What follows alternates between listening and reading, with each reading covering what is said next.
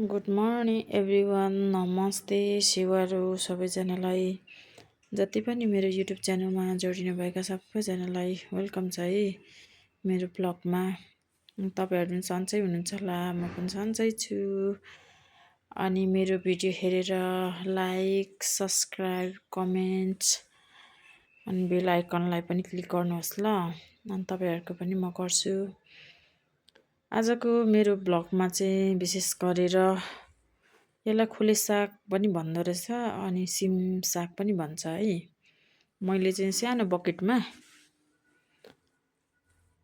रोपेको छु। यो खास गरेर चाहिँ खोलामा हुने सिममा हुने भएकोले गर्दाखेरि यो बकेटमा त्यति धेरै रमाउन सक्दैन यो सिम साग खोले साग चाहिँ त्यति राम्रो चाहिँ भएको छैन। तर पनि दुई पटक मैले टिपिसकेँ। अब योसँग दुई पटक हुन्छ।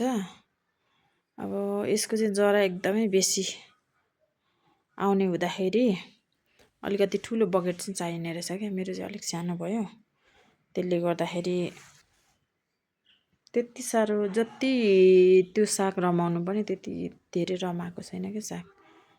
मेरो क्यामेराम्यान पनि नभएर हो, हेर्नु न,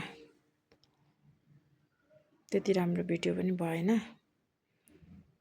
अनि कटिङ गरिरहेको छु मैले चाहिँ सिम सागलाई।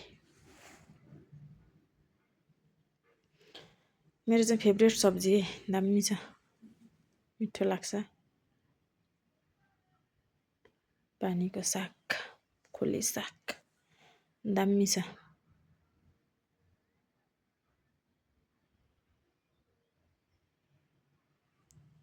दुई पटक मैले कटिङ गरिसकेँ। अब दुई तीन पटकसम्म हुन्छ होला भन्ने चाहिँ लागेको छ। तर यसको पनि सिजन हुँदो रहेछ क्या। बर्खा टाइममा चाहिँ खासै हुँदैन रहेछ, यो जाडोको सिजनमा हुने सिम साग रहेछ। चिसोमा मात्रै हुँदो रहेछ क्या। यो 6 महिना हुँदैन, 6 महिना हुन्छ जस्तो लागेको छ है मलाई चाहिँ। मैले यसको त्यति राम्रो अध्ययन त गरेको छैन, तर चिसो टाइममा हुने रहेछ क्या। यो खासमा मजाले ग्रो गर्ने हो भने माघ फागुन चैत वैशाखसम्म हुन्छ जस्तो लागेको छ मलाई चाहिँ। अब चैत वैशाख अब 2 महिना छ, 2 महिनासम्म हुन्छ होला। त्यसपछि पानीको सिजन हुन्छ नि त, धेरै पानी परिरह्यो भने पनि यो साग खासै नहुँदो रहेछ है, अटोमेटिक त्यो मर्दो रहेछ क्या। तर जब उसको टाइम हुन्छ नि त्यसपछि आफै ग्रो भएर आउँदो रहेछ। मैले रोपेको लगभग एक वर्ष कम्प्लिट भयो। मैले पोहोर माघ फागुनतिर नै रोपेको थिएँ। 1 वर्ष कम्प्लिट भयो यो रोपेको सिम साग।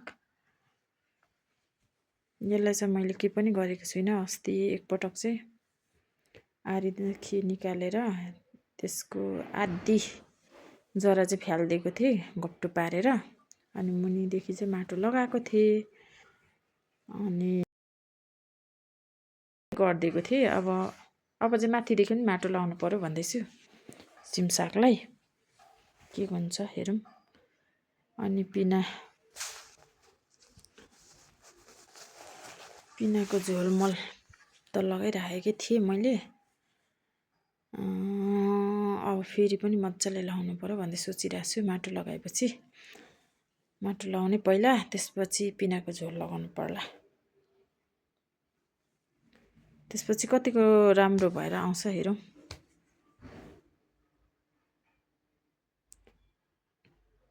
आरी सानो भए पनि टिप्न त निकै पो टाइम लागेको थियो।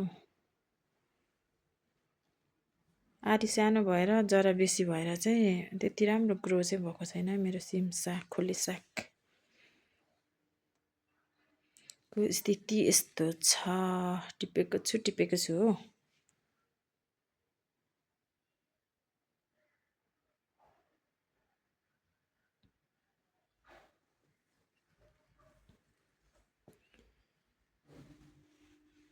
चिसो समयमा चाहिँ एकदमै रमाउने रहेछ क्या यो खोले साग चाहिँ, सिम साग चाहिँ।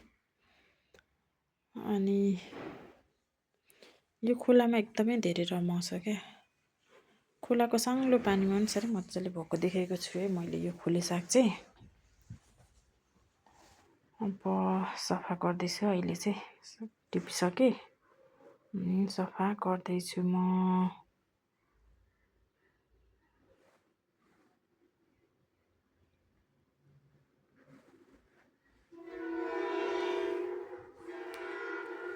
यस्तै छ, सफा गरिरहेको छु। अब सफा गरेर चाहिँ पानी लाउनु पर्यो भनेर, पानी ल्याउनु पर्यो भनेर सोचिरहेको छु। यसलाई बेसी पानी चाहिन्छ, जति धेरै पानी भयो उति रमाउन सक्छ क्या।